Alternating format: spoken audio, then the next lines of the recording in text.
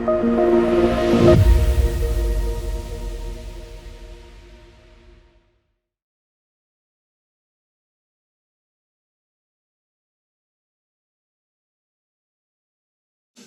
j'ai réuni un certain nombre d'acteurs et de spécialistes parce que c'est un sujet qui nous passionne, nous les biologistes, depuis très longtemps. Nous sommes des acteurs de première ligne et c'est souvent quelque chose qui, pour l'instant, ne préfigure pas dans le chart des préoccupations souvent de l'assurance maladie.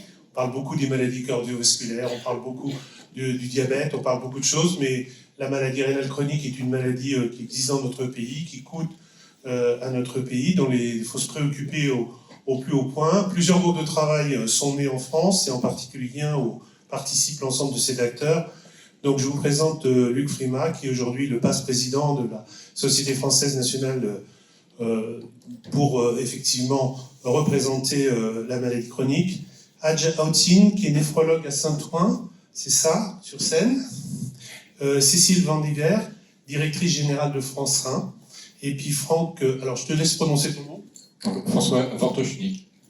Voilà, c'est ça. Le président national de la Société française.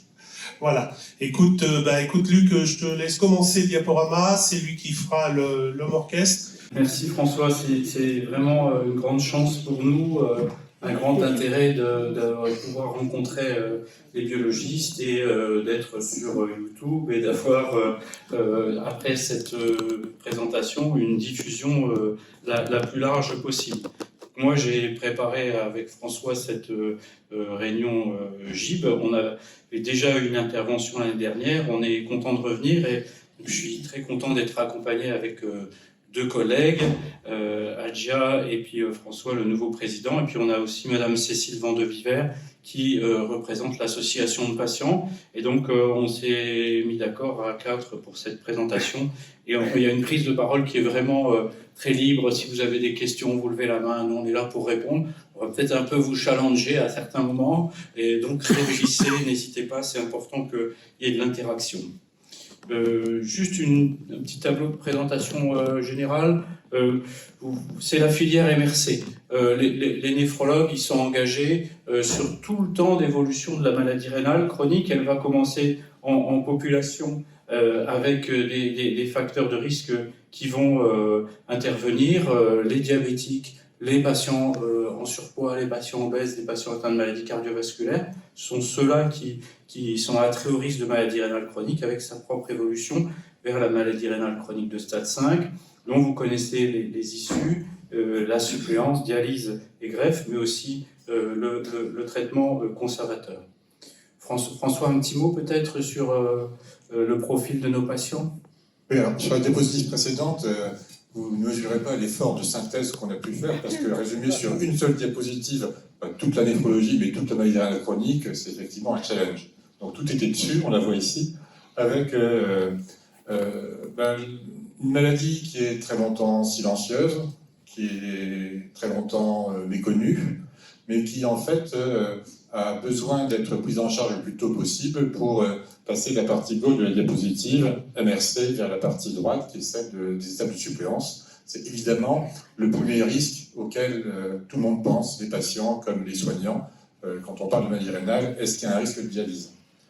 Ce que vous voyez assez clairement sur la diapositive, c'est qu'avant d'arriver à la partie droite, dialyse, non-référol, traitement conservateur, il y a d'autres bulles qui apparaissent, qui sont marquées par des choses qui sont également un petit peu redoutables, la pathologie cardiovasculaire, la mort cardiovasculaire, les complications métaboliques, et ce sont des complications qui sont extrêmement lourdes et fréquentes dans la maladie rénale chronique, et que là aussi, c'est un vrai challenge pour tous, et en particulier pour les néphrologues, de s'efforcer de les dépister, de les prendre en charge tôt et d'éviter qu'elles ne se compliquent. La mortalité cardiovasculaire est responsable de la surmortalité très importante de la maladie rénale.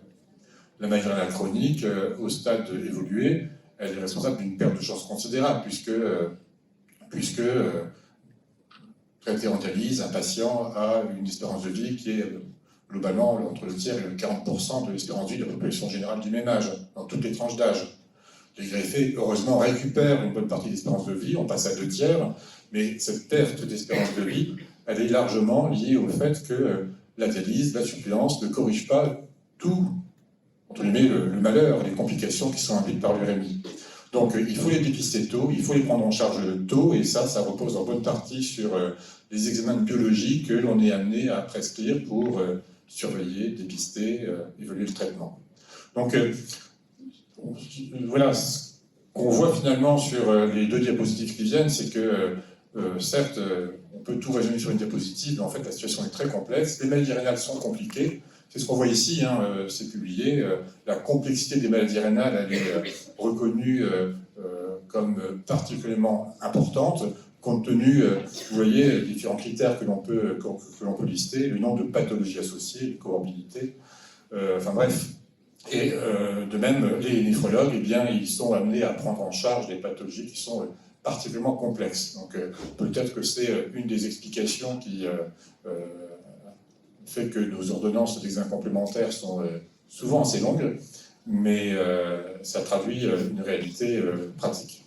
Peut-être une précision, François, qui est importante, c'est que ici, vous voyez donc que les patients qui sont pris en charge par les néphrologues sont les plus complexes, mais en amont de la filière, quand il s'agit de dépister, parmi les diabétiques, parmi les patients atteints de maladies cardiovasculaires, on est encore dans un temps d'évolution de la maladie qui est relativement simple. Et où on peut faire des choses. Hein. Et donc, vous voyez, ça, c'est finalement le bout de la route que nous avons ici, la complexité des patients, mais il nous revient tous ensemble, les différents acteurs, pas seulement les néphrologues, tous les acteurs du monde médical, d'agir pour éviter, prévenir cette complexité. Un petit mot ici donc sur les quelques chiffres qui sont importants. C'est une figure qui est dressée chaque année par l'Agence de la biomédecine. Ça fait 20 ans qu'on a un registre de la dialyse et de la greffe. On a un des meilleurs registres du monde et il nous permet de vraiment travailler sur la planification de la prise en charge des patients. Vous voyez qu'on a un petit peu plus de 11 000 personnes qui commencent la suppléance chaque année, essentiellement par la dialyse, avec donc 51 000 patients dialysés et 41 000 patients porteurs d'un greffon en 2021, au 31 décembre, et un risque de décès ça vient d'être souligné par François, qui est significativement plus important, à 16,5% de décès par an dans la filière dialyse, alors sur la filière greffe, on est à 4%. L'âge moyen des patients qui commencent la suppléance, c'est 71 ans, et on a un décès à l'âge médian qui est de 77 ans. Quelques éléments aussi qui doivent nous encourager à continuer de bien travailler, c'est que dans ce registre, je vous le disais à l'instant, qui est vraiment un repère très fort, on constate une amélioration, on voit l'effet de nos actions. Vous avez ici l'évolution des taux standardisés de démarrage de la suppléance avec une baisse de ce taux standardisé, c'est-à-dire que à population constante, on voit que le taux dans la tranche d'âge 75-84 ans, dans la tranche d'âge plus de 85 ans, on voit que le taux diminue, moins 2,4%, moins 3,3%. Il a augmenté légèrement jusque 2017 dans la tranche d'âge inférieure 65-74 ans, mais depuis, il s'est mis en plateau. Donc, on voit bien que ce que nous faisons en pratique quotidienne, ça a son action, et nouvelle aussi vraiment qui va dans le bon sens, c'est que vous voyez que jusque 2017, on avait une augmentation de l'incidence standardisée parmi les diabétiques. Ça a augmenté, ça a augmenté. Et depuis 2017, ça s'est mis en plateau. Et parallèlement, chez les non-diabétiques, on voyait une diminution qui remontait déjà à 2014. Donc, une stabilisation chez les diabétiques, une diminution prolongée chez les non-diabétiques. Ouf, on travaille bien, on fait des choses qui sont efficaces, continuons, recherchons des pistes pour continuer de nous améliorer. Ça, très vite, c'est ce qui a été dit déjà plusieurs fois, c'est la survie médiane. La survie médiane, vous voyez, c'est 61 mois, mais regardons les choses objectivement. Quand on est mis en dialyse et qu'on a 85 ans, dans 50% des cas, on sera décédé dans les 2 ans, entre 75 et 80 ans. 84 ans, dans 50% des cas, on sera décédé à 3 ans. Donc attention à ces traitements qui sont un fardeau extrêmement important pour les patients et dont les résultats sont vraiment moyens. Ici, c'est le taux de décès dans la population générale. Ça a été dit à l'instant, vous voyez, en les triangles orange, les greffés se rapprochent de la population générale alors que les dialysés restent avec un taux de décès élevé. Alors, qu'est-ce qui fait qu'il y a des variations d'incidence selon les différents territoires? Cette carte par département, elle vous montre l'incidence de chaque territoire, chaque département par rapport à la moyenne. Quand on est en blanc, on est dans la moyenne. Quand on est en bleu, on est en dessous de la moyenne. Vous voyez que la région Poitou-Charentes, c'est la région qui est globalement en dessous de la moyenne. Et puis, les régions nord, nord-est, les Bouches-du-Rhône et aussi, bien sûr, l'Outre-mer sont significativement au-dessus de la moyenne. Et ça, c'est en lien avec les facteurs suivants. De nouveau, proportion de diabétiques dans la population, proportion de patients atteints de maladies cardiovasculaires.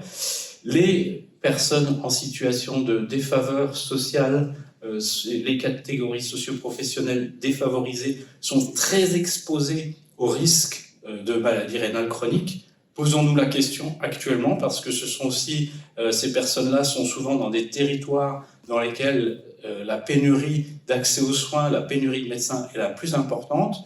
Donc on doit avoir bien présent cela à l'esprit. Et puis il y a aussi l'influence des pratiques médicales. À quel niveau de fonction rénale on démarre la dialyse? Est-ce qu'on fait du traitement conservateur, prise en charge sans suppléance? Peut-être François, un petit mot sur la détection, la prévention. Les deux François, vous pouvez parler, parce que François Blanchecotte, la détection, prévention, c'est pas que les néphrologues. Hein. Vous voyez, on est déjà revenu sur la mère de toutes les diapositives, hein, le parcours de la maladie rénale chronique. Et là aussi, on a un gradient qui est très marqué de la gauche vers la droite.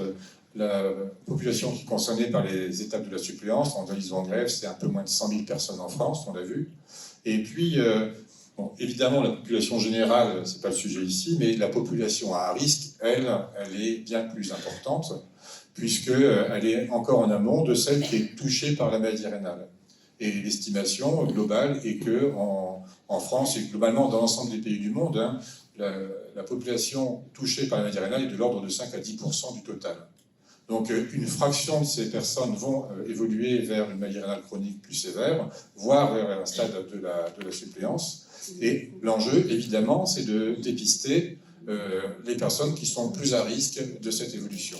Et donc, ces personnes à risque, elles sont relativement bien identifiées avec la page de couverture du document de la HAS qui a parfaitement repéré les situations où il était recommandé de faire un dépistage au moins annuel de la maladie rénale au travers du dosage de la créatinine dans le sang et du dosage urinaire de la protéinurie. Et le dosage de la protéinurie, c'est un sujet important, et je pense qu'on va pouvoir le développer un petit peu ici. Vous savez que le dosage de la protéinurie isolée a à peu près pas d'intérêt, et qu'il faut s'efforcer de toujours coupler le dosage de la protéinurie ou de l'albuminurie au dosage de la créatinurie, de manière à tenir compte de la dilution des urines. Ce qui nous importe, c'est le débit de protéinurie, et chez un individu, le débit de créatinurie étant stable, si on rapporte la protéinurie à la créatinurie, on a un index qui est performant, qui est reproductible. Donc, le dosage sur les urines des 24 heures, le recueil des urines des 24 heures a peu d'intérêt ici. Le principal intérêt qu'il reste au recueil urinaire des 24 heures, c'est la surveillance nutritionnelle dans le cas de la maladie rénale, la surveillance des apports sodés, la surveillance des apports en protéines. Vous savez que ce sont deux éléments importants dans la protection rénale. En revanche, la surveillance de la protéinurie, elle, c'est un élément fondamental pour le dépistage, pour le diagnostic et ensuite pour le suivi de la maladie rénale.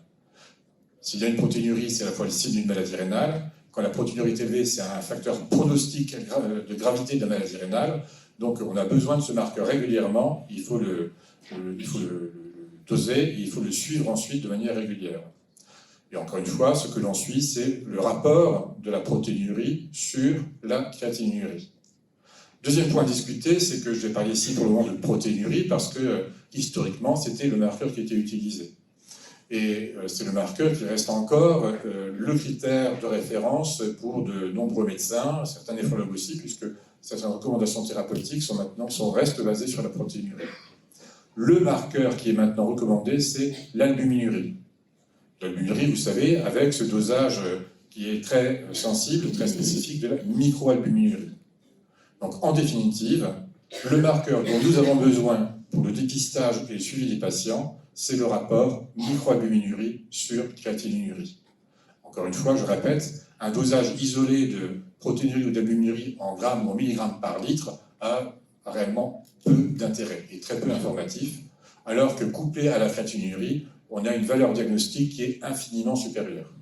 Je rapporte une expérience personnelle. Là, François, il y a 2 jours, j'étais en consultation. J'avais prescrit ratio rapport albuminurie créatinurie à une patiente. Elle vient avec son résultat avec une albuminurie en grammes par litre. Elle était paniquée parce que c'était plus élevé que sur les contrôles précédents. Mais je lui dis, mais moi j'ai prescrit albuminurie, créatinurie, là il faut que j'ai ce résultat parce que vous êtes inquiète pour rien. Ce résultat, on ne peut pas l'interpréter. Donc vraiment là c'est un message fort, le ratio albuminurie, créatinurie, quand on le prescrit, il faut vraiment faire les deux, quoi, parce que pour nous sinon ça inquiète le patient et ça n'est pas utile. Peut-être une question pour François Blanchecotte. Est-ce que les biologistes peuvent ajouter le ratio albuminurie, créatinurie, à l'estimation du DFG quand ils sont face à un patient diabétique et qu'ils voient dans leur dossier que ça fait 2 ans, ça fait 3 ans, très longtemps qu'il n'y a pas eu de recherche d'albuminurie? Est-ce que c'est possible, ça? Je pense que ça va faire partie des assises que le ministre a décidé d'ouvrir au mois de janvier, parce que pour l'instant, nous sommes enfermés dans une nomenclature uniquement de prescription. Et comme tu l'as dit très bien, dans notre nomenclature, même si on privilégie le rapport albumine sur créate, il faut quand même qu'il soit prescrit par le médecin. Nous pouvons prescrire effectivement une créatinurie si tu recherches une albuminurie, on peut l'ajouter, mais si tu ne prescris pas l'examen d'urine, on ne peut rien faire. Or, ta remarque est tout à fait pertinente, puisqu'on pense, nous, que dans la surveillance des Français, dans la surveillance des facteurs de risque qu'a évoqué François tout à l'heure, il y a vraiment cette notion que si un patient n'a jamais été vu, n'a pas été suivi, et aujourd'hui avec nos examens codés, transcodés, on a dans le DMP, dans l'espace santé numérique du patient, on a des historiques, on a tout, on sait qu'un patient qui n'a pas été surveillé, on devrait pouvoir le faire, comme on fait l'HIV sans ordonnance ou des choses comme ça, parce que ça fait partie des éléments clés qui vont vous orienter tout de suite. Et il faut qu'on fasse un petit peu de ménage, en fait, dans notre nomenclature pour laisser une certaine souplesse et une certaine autoprescription, entre guillemets, du biologiste pour arriver à avoir une meilleure prise en charge des patients. Ça, je suis tout à fait d'accord.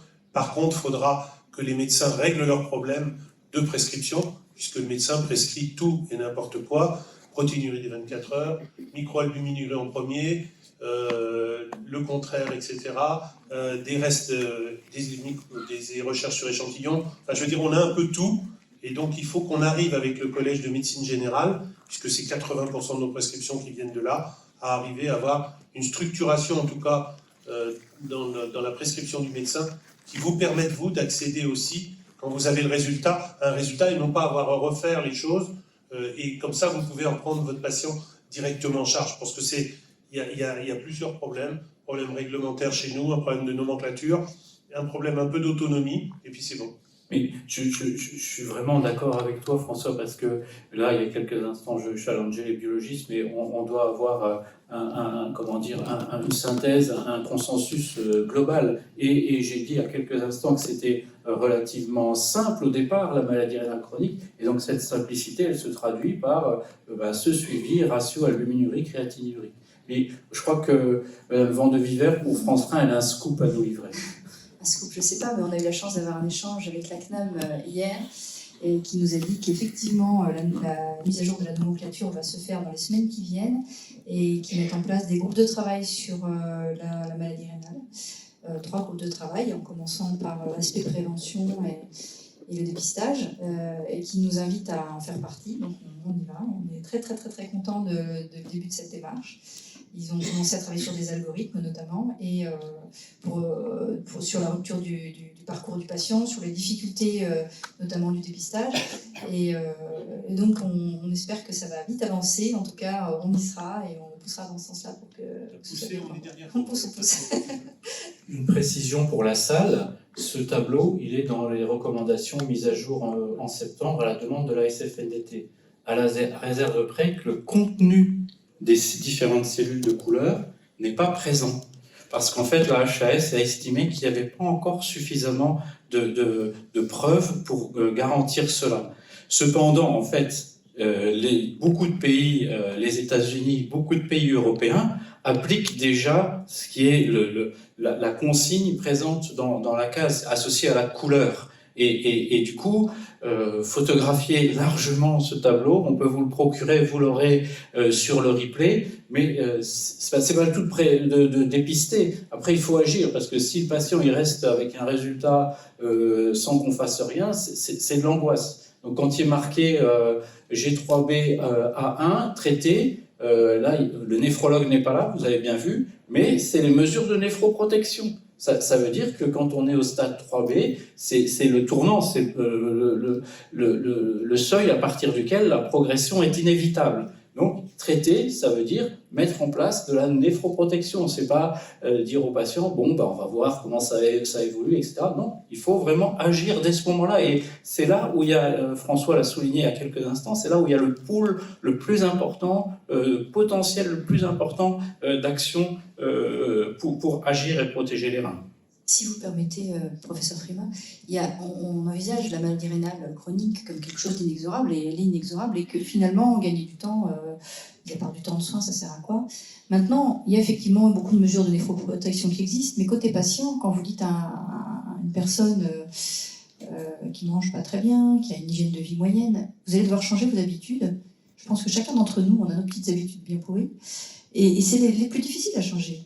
Et demander à quelqu'un de changer ses habitudes sans lui donner le temps de le faire, c'est illusoire. On a besoin tous de temps, et même quand on sait que la maladie rénale chronique va vous amener un moment à la dialyse ou à la greffe, le patient il va avoir besoin de temps pour modifier son projet de vie, pour adapter son projet de vie à cette maladie qui lui arrive, envisager la suppléance qui va être la plus adaptée, éventuellement se former à ça pour pouvoir continuer à vivre et faire ce qu'il veut, continuer à travailler. Il y a quand même des patients qui sont en situation de travail, même si l'âge médian ne révèle pas les situations individuelles.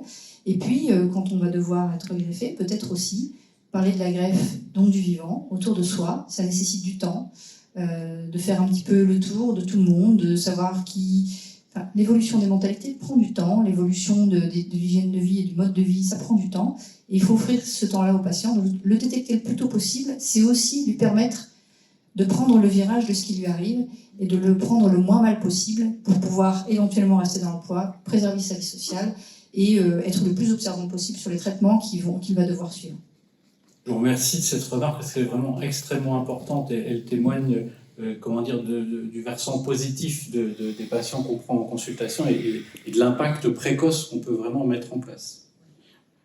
Alors je poursuis en passant la parole à Algia pour le versant néphroprotection.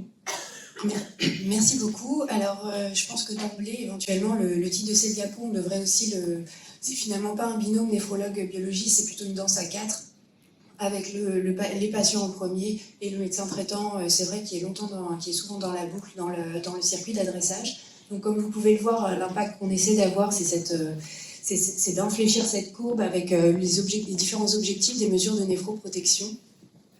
L'idée n'est pas seulement de protéger la fonction rénale, mais de protéger, comme ça a été si bien dit, la qualité de vie des patients avant tout. Et donc, comme vous pouvez le voir, on a différentes armes. Il y a des armes pharmacologiques, bien sûr. J'entends bien le blocage du système rénine-angiotensine ou, comme tout récemment, les glyphosines. Ça a été également mentionné le risque cardiovasculaire. Ça, c'est une pierre angulaire de la prise en charge en néphrologie. Et les règles hygiéno-diététiques qui ont été déjà mentionnées. Mais c'est vrai que tout ça se co-construit, en fait, un projet de suivi en néphrologie se co-construit avec les patients, le médecin traitant, les biologistes et le néphrologue, parce que je vous laisse imaginer la détresse d'un néphrologue quand le patient vient sans sa biologie. Il y a beaucoup de choses qu'on va pas pouvoir faire sur les adaptations thérapeutiques notamment, sachant qu'on manie des molécules avec parfois des fenêtres thérapeutiques étroites ou des désordres hydroélectrolytiques qui peuvent avoir des conséquences. Je pense notamment au suivi de l'acidose et de l'hypercalémie. Comme vous pouvez le voir, les signes cliniques que nous suivons en consultation ont quasiment tous un retentissement et une analyse qu'on va faire de manière fine sur les biologies que les patients apportent en consultation. Donc je vous laisse les lire sans les détailler car vous les connaissez déjà, mais c'est pour bien souligner en fait le suivi conjoint avec le suivi biologique et le suivi clinique. Puisque même pour les indications de la suite de la prise en charge, notamment par exemple sur l'inscription à la greffe se fait en fonction du DFG. Donc vous voyez, tout le parcours il va être défini aussi par des paramètres biologiques. Donc c'est pour ça qu'on est là aussi pour insister sur le fait qu'on travaille tous ensemble. Enfin, on avait souhaité vous faire un petit focus sur le suivi des patients qui sont en dialyse. Vous le savez peut-être, mais le rythme de suivi est conditionné, le rythme de suivi biologique est conditionné par les comorbidités des patients. Pour mentionner les patients en hémodialyse, on a différents degrés de médicalisation cohérents avec les comorbidités des patients. Donc c'est pour ça que des fois vous pouvez entendre les termes centre lourd, ce sont des patients qui nécessitent une présence médicale tout au long de la séance. UDM, on va avoir des patients plus autonomes avec une présence médicale et infirmière adaptée. Et l'autodialyse, il faut toujours être conscient de cette volonté des patients d'autonomie, de pouvoir gérer au maximum son traitement. C'est pour ça que ces options existent. Donc on parle de patients qui sont en autodialyse, ils se piquent eux-mêmes, ils montent eux-mêmes leur machine, connaissent de mieux en mieux leur maladie et l'appréhendent en gérant pas mal de paramètres. Et on a également d'autres modalités qui permettent l'autonomie et notamment l'emploi, je pense à la dialyse longue nocturne, et également toutes les techniques de dialyse à domicile. Désormais, vous pouvez voir des bilans de patients qui sont dialysés à domicile, que ce soit en hémodialyse ou en dialyse péritonéale. Donc voilà, tout ça, ce sont les paramètres qu'on a mentionnés. Ça résonne avec la diapositive antérieure sur les signes cliniques que nous suivons. Et enfin, pour tous ceux qui ont été en lien avec un service d'hémodialyse, vous avez aussi le challenge du néphrologue qui a besoin des résultats dans les 4 heures, puisque, comme ça a été déjà mentionné, on parle de patients avec de lourdes comorbidités. On est dans les centres lourds, on est sur des mortalités entre 10 et 15% par an parmi nos patients, des patients qu'on connaît, des patients qu'on voit 3 fois par semaine. Donc vous imaginez bien toute l'implication des équipes médicales, des équipes paramédicales et des patients eux-mêmes, bien sûr, pour la prise en charge. Donc c'est vrai que le néphrologue qui a une suspicion de sepsis sévère en début de séance va vous harceler, mais ça reste très amical et confraternel pour avoir les paramètres qui vont lui permettre de guider la prise en charge. Et enfin, il faut se rappeler que le quotidien des équipes de néphrologie et du travail qu'on fait avec les patients, c'est de pouvoir de diminuer la mortalité de ces patients qui sont, comme vous le savez, à haut risque, et également que les patients puissent accéder à la transplantation dans le meilleur état de santé possible. Quand la transplantation est accessible, il faut que les patients soient en meilleure forme, que ce soit sur les paramètres biologiques, mais également sur l'état général, l'état nutritionnel notamment, qui vont avoir un gros impact sur le suivi ultérieur et la réussite de la transplantation. On peut insister ici sur l'importance, la place centrale de la transplantation rénale comme technique, comme option thérapeutique pour la suppléance. Aujourd'hui, on a des recommandations HAS 2015 qui nous disent que l'accès à la liste d'attente, il doit être préparé à partir du moment où le DFG passe en dessous de 20. En dessous de 20. On n'est pas encore dialysé. On commence à préparer la dialyse quand le DFG passe en dessous de 20, avec un bilan qui est vraiment très important, qui comporte de nombreuses étapes, avec aussi, ça a été dit par Madame Vandeviver il y a quelques instants, la recherche d'un donneur vivant. Aujourd'hui, la greffe donneur vivant est insuffisamment développée dans notre pays, et pour autant, c'est quelque chose qui commence à être de mieux en mieux connu. Donc, on en parle directement avec le patient. Est-ce que vous avez un donneur vivant autour de vous? ne vous autocensurez pas, ne dites pas ça sera pas possible, etc. Venez nous voir pour discuter, venez voir les professionnels pour discuter de l'indication de greffe de nerfs vivants. L'objectif, c'est vraiment la greffe préemptive. Vous avez vu sur ma première diapositive qu'il y en a des greffes préemptives, greffes avant la dialyse, il y en a à peu près 400 par an. Ça n'est pas suffisant, il faut qu'on continue de s'améliorer. Et donc là, il faut vraiment démarrer aussi très tôt le bilan en vue de l'accès à la liste d'attente. Je poursuis, François, ouais, je poursuis. On a dit tout à l'heure, dans la figure qu'a décrit François sur le traitement, il y a le traitement conservateur. Qu'est-ce que c'est le traitement conservateur? Ça, c'est aussi un très important que vous ayez connaissance de ce que c'est aujourd'hui. C'est une option thérapeutique au même niveau que la dialyse, au même niveau que la greffe. Parmi les personnes de 75 ans, de 80 ans, de plus de 85 ans, la question se pose de l'intérêt de réellement commencer un traitement aussi lourd que la dialyse. La greffe est contre-indiquée, impossible, mais la dialyse, c'est très lourd, c'est très, très prenant. On a vu avec des études qui ont été très bien menées qu'en fait, la dialyse pouvait prolonger la vie, apporter des jours de vie supplémentaires. Mais en fait, chez ces personnes très âgées, les jours de vie supplémentaires qui sont gagnés, ils sont uniquement à l'hôpital. Ils ne sont pas à la maison. D'accord? Donc ça fait question. Parce que avoir un traitement aussi lourd, un fardeau pour le patient aussi lourd, est-ce que c'est justifié? Donc le traitement conservateur, vous voyez, c'est ce qui est dans le carré bleu, c'est une prise en charge globale. C'est tout sauf un abandon du patient. Hein. Attention, hein. On continue de le suivre activement. On va lui apporter tous les soins nécessaires, toute la biologie. On va également prendre la dimension sociale, la dimension psychoculturelle, etc. Hein, on va vraiment avoir une prise en charge globale, sauf la dialyse. Et donc ça, en fait, c'est quelque chose, c'est une option qui doit être présentée aussi quand on est au stade 4 avancé, quand on est avec un DFG qui passe en dessous de 20, avec un DFG qui passe en dessous de 15, on doit expliquer aux patients de quoi il s'agit, présenter cette option thérapeutique en ayant comme objectif d'avoir une décision partagée avec le patient, de permettre au patient de prendre sa décision. Et dans mon expérience, on a des patients qui ont choisi ce traitement conservateur jusqu'au bout.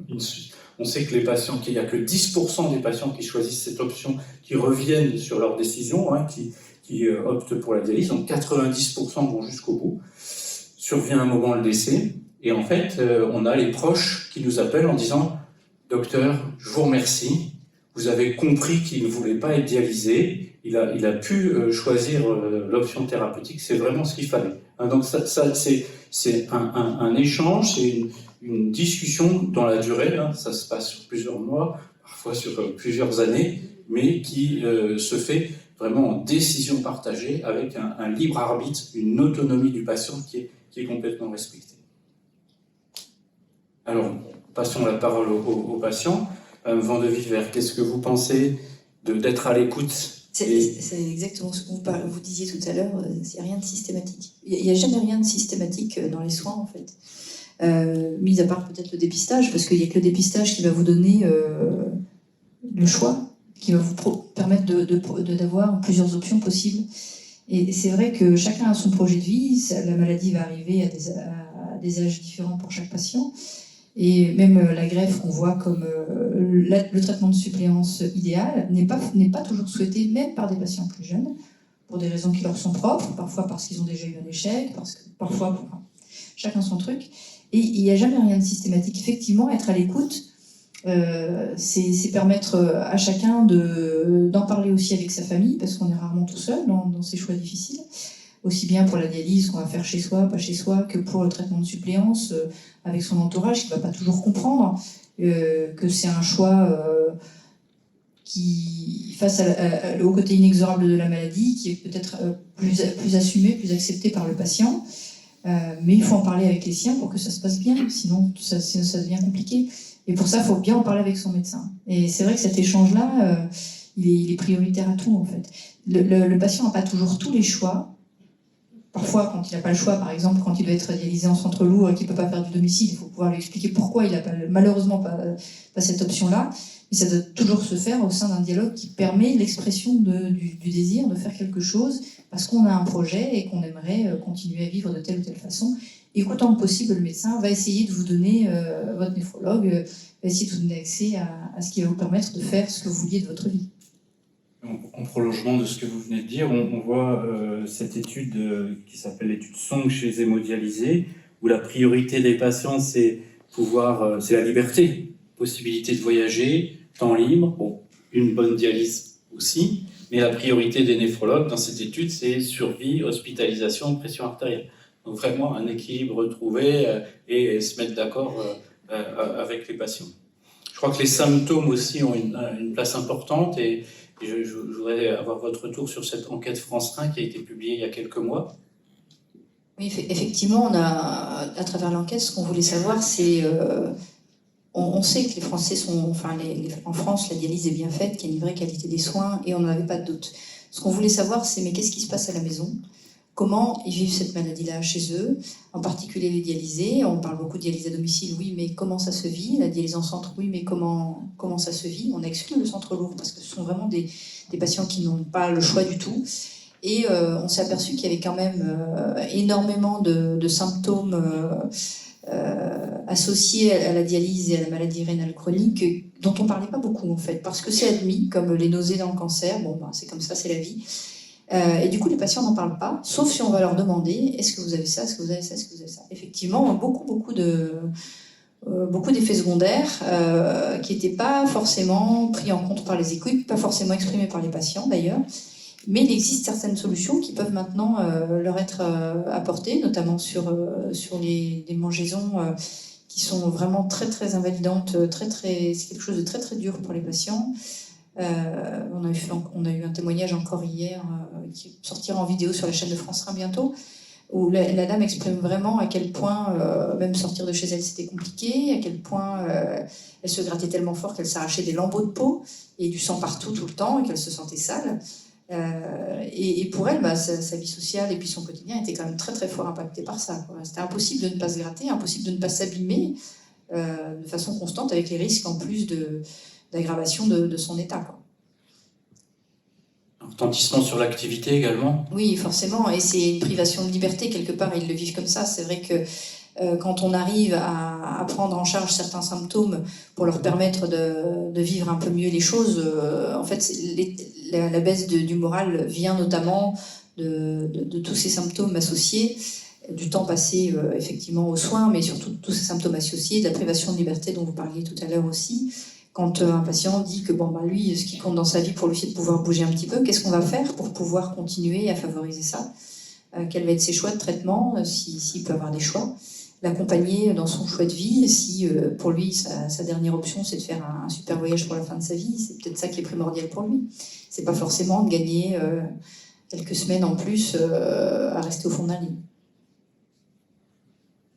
Peut-être un petit mot sur oui. Cette initiative France 1. Alors, cette initiative est portée par le collectif Greffe Plus, dont France 1 fait partie, avec quelques autres associations qui sont en faveur du don d'organes. Elle est beaucoup portée par notre réseau, parce qu'on a quand même un réseau associatif fort, avec 24 associations sur toute la France, et beaucoup de représentants des usagers, beaucoup de bénévoles, quelques milliers quand même. Et du coup, là, on est à peu près 200 villes qui sont volontaires pour être villes ambassadrices du don d'organes, c'est un label, avec des villes qui s'engagent à faire savoir et à parler à leurs habitants du don d'organes, parce que finalement, il n'y a qu'en parler qui libère la parole et qui permet encore de faire avancer un petit peu les choses, parce qu'on a quand même un taux de refus qui est assez étonnant en France et qui ne bouge pas beaucoup. Alors si les assos s'y mettent pas, qui s'y mettent ? Voilà, Comme tous les jours peut-être. Merci de votre attention, puis on va pouvoir répondre à vos questions et être à votre écoute.